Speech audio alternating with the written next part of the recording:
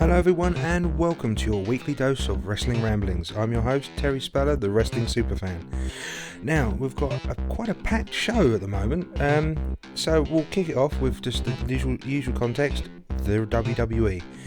Same as usual, nothing really much has happened this week that I've noticed anyway. The latest on Daniel Bryan at WrestleMania, well it seems it'll either be him versus Triple H, which could be good, but we all know that Triple H isn't going to let Daniel Bryan go over him at WrestleMania because of the whole size difference more than anything, because Triple H is that kind of guy. Or, if they don't go with Triple H, they're thinking of a triple threat with Batista versus Bryan versus whomever the champion is. Because, let's be honest, the way they're booking Orton at the moment, it's casting a bit of doubt whether or not he's going to come out of the chamber as the champion. It's looking highly unlikely. But stranger things have happened and we never know. How Orton feels about this is anyone's guess. But we shall see. Only time will tell. Seems WWE are going to be dropping the Antonio Cicero. So he's just going to be called Cicero. They're starting to do that now. They're leaning towards it more. I think his profile on the WWE profile page has changed his name just to Cicero. So we shall see. Triple H is pretty high on Cicero at the moment as well. So, and to be perfectly honest, most guys I speak to who are wrestlers like Cicero. Fans, I don't know what the fans are at the moment. It's a bit 50-50. But those who are wrestlers and appreciate what wrestlers do seem to like Cicero. So that's that. So yeah, that's pretty much it at the moment. I'll move straight on to the Southwest stuff now. On Saturday was the Weymouth show. Apparently, and from what I saw, it was quite a good turnout. They did quite a good show for a debut. Party Marty Scurll beat Chris Andrews, apparently due to some underhanded tactics. Doesn't surprise me. And Robbie Nitro beat Mark Graves in the strap match to regain the Dorset Championship title. That's quite a cool thing as well. Now, let's move on to my show I was on. The PWA show. Oh my god. Was pretty much a sellout straight away. The audience and the crowd, my god, they were amazing. Thank you everyone who turned up for that show. I have no stroke, I'm no manager, I have no control over PWA whatsoever. That is all in the hands of the owner, but I'm just a lowly ring announcer. But for me personally, thank you very much everyone who turned out. It was an amazing atmosphere. We had kicked off with a great little match. It had the return of Simon Harding, who's just come back from the Navy. He had his homecoming cut short by the Reaper, pinning him after a great powerbomb. However, it wasn't a clean cut. It wasn't as clean cut as Reaper had a lot of outside help from Supersonic Caleb Kane. But it was still an all-around good match. A good, fast-paced little match to start the show. It was fantastic. Then, what I can only call a waste of skin, Johnny Sicko came out and, well, bullied me out of the ring yet again. The crowd booed the roof off the creek when he is in the ring, and pretty much, yeah, they booed the crap out of him, and it was nice, and thank you everyone who was behind me and chanting for me. Unfortunately, I'm not a wrestler, so I can't turn around and punch him in the face, no matter how much sometimes I really want to. However, that aside, it's no doubt in my mind that Sicko is probably one of the top heels in PWA just from the reaction the crowd gets. And the sooner someone knocks him out, the better. I just hope I'm ringside when it happens. Soldier Boy Steve Prince, the World of Sport legend, came out and cut him off, and they had a pretty good match until UK Dominator came out and knocked Prince out with the Best in the UK Shield when the ref was distracted. That kind of sucked. Dominator then put Sicko on top of Prince, and that was for the win. So yeah, well, the ref was distracted. Underhand tactics yet again from Dominator. And to be perfectly honest, it's going to be great when those two finally get to settle the score and actually face off. UK Dominator is a UK indie legend as far as I'm concerned. He's brilliant. He is one of the best heels out there. And to have him facing someone like Steve Prince, that is going to be, if you're a wrestling fan, not sports entertainment fan, if you're just a wrestling fan, that is going to be the match you want to see. And because they're going to wrestle each other everywhere, all around the arena and hall, wherever they are when it happens. But that is going to be something to watch, and that is going to be any young guys and trainees and anyone who wants to get into the business. That is the match you need to sit and watch and go, yep, that is old school. That is how it's done. So yeah, I've got a feeling when those two finally square off and Prince manages to get some semblance of revenge, that's going to be pretty good and that's going to be a pretty good thing. Then came one of the two best matches I have ever seen in wrestling, ever, and I don't say that lightly. I'm a huge wrestling fan, as you know, hence the super fan. But there are times when you sit there and you watch a wrestling match and you become a fan all over again. And this first match, is one of those times when you sit there and go, wow. And that match was Chris Andrews versus Eddie Ryan. I told everyone in the previous shows that this was going to be a good one, and it did not disappoint. All I can say is, wow. I wish I could give you all a blow-by-blow account of the match, but I can't, as I was so into this, I forgot I was even part of the show. Some real good old school back and forth, and they even got a "This is awesome" chant from the crowd. It was finisher after finisher. It was move after move. They countered each other backwards and forwards. That you could take that match and stick it in a WrestleMania or Bound for Glory or any promotion anywhere ever, and that would stand up and stand the test of time. That match, it was brilliant, and it had the crowd all over them. It was a thing of beauty to watch. It really was. And Eddie Ryan got the win for the number one contendership spot after a long, hard-fought battle, and it really was a battle. After that, the owner came out, John Harding, and rewarded Chris, even though Chris lost, which is a shame, because Chris is a fantastic talent, as I've also said before in previous shows. But just because of how much he fought that match and how much of a classic that match was, John rewarded Chris with the chance to face the first of two special guests that are coming over for the May show for PWA, and that wrestler who's coming over is TNA superstar Gunner, which got a huge pop from the crowd, and I've got more on Gunner later on, and I'll tell you that more at the end of the show. Then we had a fun little match with the always fun and amazing heel PJ Jones versus Richard Worsley. UK Dominator interfered yet again, and so did Sicko. After the match, they beat down Richard Worsley, and John Harding and Steve Prince came to make the save.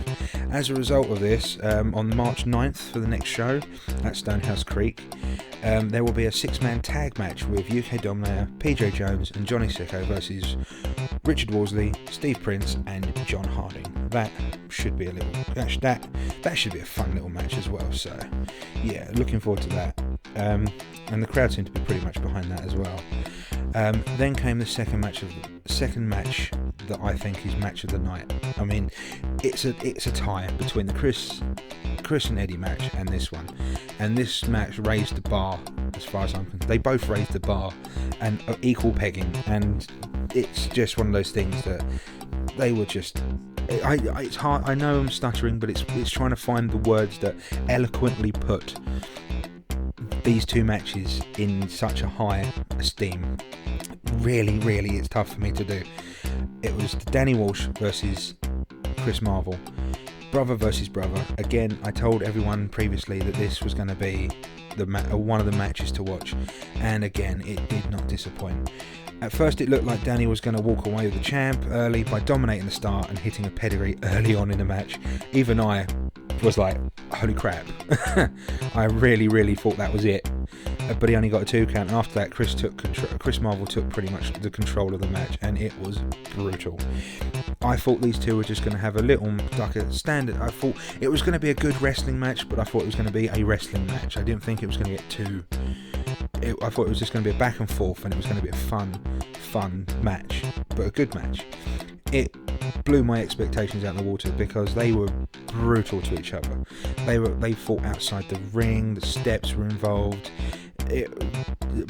Chris Marvel's MMA training was involved. It just turned into just such a brutal little match, and it was fantastic. It really was. A really fun little spot happened when Chris Marvel came in with a chair after the ref got knocked out. He came in to hit Danny. Danny moved out of the way when Chris swung. It bounced off the top rope and whacked Chris, cracked himself in the head and knocked himself out. That was a great little that was a fun little moment, and reminiscent of the Mick Foley The Rock from I think a Royal Rumble match or a Last Man Standing, something like that. But even so, it was a fantastic little moment. Then when it looked like Danny would get the upper hand, when Danny got the chair off of Chris and he was about to crack it over Chris, all of a sudden Chris Marvel hit a picture perfect Van Daminator style kick to the chair, knocking Danny clean out. The finish finally came after Marvel delivered an RKO onto a folded out chair ready to sit on kind of chair. He done an RKO on there, covered for the win, and that was it. There was no way Danny was going to get up after that. And yeah, the whole show was amazing, but the highlights were 100% the Andrews Eddie match and the Chris versus Danny match. Those were just absolute highlights for me, and I wish people recorded it. I hope people recorded it. It's one of those things that it's lost. If no one's got footage of it, it's going to be lost forever, like the countless Ric Flair and Ricky Steamboat matches. In my opinion, it's going to be one of those things that people are going to sit there and go, did you see that match? Did you see that match or that match? Did you see that show? And people are going to turn around and go, no, is there footage? No, man, you should have seen it. So hopefully people will come along. So when I say come and see a PWA show, if I tell you that someone's going to be on the card that I really like, come and watch the show, because undoubtedly they're going to put a clinic on. So yeah, those matches were the best. Right, I said earlier on that I was going to have some Gunner news, and those who didn't see the special announcement and haven't seen on our Facebook page or on our Twitter feed or on my own WordPress account, Wrestling Ramblings, my little show, the show you're listening to right now, will have an exclusive interview with TNA wrestling superstar Gunner in May. That's right, I have got the privilege of having an interview with a wrestling superstar, Gunner, and to be perfectly honest, I am excited beyond belief and so looking forward to it, and highly honoured that I'm getting the chance to do it. I may even get an interview with someone else later on down the line, who knows, but at the moment the big news we've got at the moment is we've got an interview with Gunner, and I cannot wait. So yeah, keep listening to the show for more information, and if you don't listen to the show, at least listen to it in May, because in May at some point you will have us interviewing Gunner. If you have questions that you want to ask Gunner yourself, please email me your questions and your name, and I will ask Gunner personally, and I will also say your name out on the show, so yeah, you get a shout out as well. Right, now I did this last week and I'm going to do it again this week, and this is going to be Spotlight on the Past, where I talk briefly about a wrestler or wrestlers or tag team or something that really stood out to me when I was watching it when I was a kid and growing up and stuff, and people who sometimes I think were underrated or just deserve that, just deserve a shout out, just to be recognised for what they did in the past. And this week is Magnum TA. Yes, right, Magnum TA.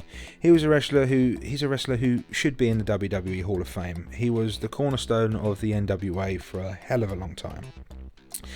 And at one point they were grooming him to be that company's Hulk Hogan. They were grooming him to defeat Flair, to be the flag bearer, to hold the belt, and he was going to be their big draw. He was starting to get a huge following, and we'll get to the reasons why that stopped soon. He started his wrestling career in 1977, where he wrestled for the NWA's Championship Wrestling from Florida. He also, I think he also did a few other territories around then as well, under his name Terry Allen. He got the name Magnum TA though after a chat with Andre the Giant, where Andre said that he apparently looked a little bit like Magnum PI and should use the Magnum but use his own initials at the end, so hence Magnum TA. In 1984 he signed with Jim Crockett Promotions, where he feuded with Wahoo McDaniels for the US heavyweight title, in which he defeated Wahoo and won the title. He defended it successfully against Kamala later that year.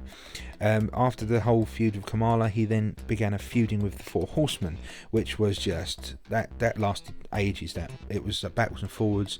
He feuded exclusively with Tully Blanchard at one time. I think he formed a tag team and was against the Arn Anderson, Tully Blanchard at one time, all because I think he teamed with Dusty Rhodes for a while as well. And it was really Dusty and Magnum. They were the two main guys two main faces for a hell of a long time. So yeah, that happened. It all culminated in an epic 30-minute match against Ric Flair, in which Magnum TA lost, but he was pushed into the world title picture, which was, fantastic. And even if you're losing, just to be having given the opportunity to be in a ring with Flair must have been a huge honour, and especially when it's a title defence as well. And a 30 minutes is pretty good. He would then later just feud exclusively with Tully Blanchard for the US title, which ended with the fantastic, and I think it's on the Starrcade Best of Starrcade DVD as well. The I Quit match in the steel cage between Magnum TA and Tully Blanchard. That was a fantastic match. That was pretty grim and brutal for the day as well. And for the life of me, I can't remember what weapon was used. I think it might have even been the microphone that Magnum was actually using to gouge the face or the open wound of Tully Blanchard for him to scream the words "I quit." It was grim, but a brilliant match. However, on October 14th, 1986, everything came to a bit of unfortunately, no pun intended, a crashing end. He was driving his Porsche in the rain when he lost control and wrapped the car around a telegraph pole. He was driving at the speed limit though, which was later calculated by the police. So there was no wrongdoing. He wasn't over the limit. He wasn't driving too fast. He literally just lost control and it hit the pole. His C4 and C5 vertebrae exploded pretty much, and it was doubtful that he would ever walk again, and unfortunately that made him and forced him to retire from wrestling for good. He stayed on TV doing interview sections and even a commentator on NWA and WCW. Magnum TA only wrestled a short time in many eyes because of he wasn't the longevity. He isn't like a Ric Flair or something like that. But his wrestling career was cut short because of the accident. But in my eyes, the short time he was a wrestler and was actively wrestling, he made a huge impact. And yeah, I think he should be in the Hall of Fame, because even though he was a small time, he made a big impact, and his name still lasts now, and you can still watch matches with him in, and he's in most of the NWA DVD box sets that you get that WWE releases. So he is an integral part of the history of wrestling in America and NWA, especially, Jim Crockett Promotions. So yeah, ladies and gentlemen, I give you Magnum TA. Next week I am going to be doing dream matches. I decided earlier today that I was going to do dream matches, then I realised this show might run on a bit too long if I did that tonight. So I'm going to be doing that on next week's show, but just in case it's a slow week, I've got something to ramble on about. Dream matches, just to give you a heads up, I'm going to be doing I could do dream matches for wrestling, but that's been done to death for the American wrestling and WWE and TNA and WCW. That's just been done to death. What I am going to do, though, is those of you who know Southwest Wrestling and know the promotions LEP, DWA, DCW, 4FW and PWA. Did I say LEP? If I haven't said LEP, I apologise, I say LEP now. The big companies in the Southwest, I don't believe there's anyone else in the Southwest of any note or good. No, I think if there is, it's bargain basement and crap, and not worth mentioning. But yeah, I'm going to pretty much take talent from the Southwest promotions in the UK and put them. I'm going to basically say who I think they should, in my personal opinion, I would love to see them against in matches that might have already been taken place in some other promotions that I haven't seen, or matches that you might sit there and go, I never thought of that. That's what I'm going to be talking about next week. So until next time, people, this has been Wrestling Ramblings. I hope you've enjoyed it. I hope to talk to you all again soon, and those of you who came to the PWA show on Sunday, thank you very much for coming along. I hope you enjoyed it as much as I did announcing it and watching it. It made me a fan again, and I cannot wait for March 9th when the next show is on. When I hear about more shows nearer closer to time to the shows when they're happening, I will let you all know. So keep listening. Until then, everyone out there in wrestling world and listener land, thank you very much for listening, and I'll speak to you all again soon. Bye for now.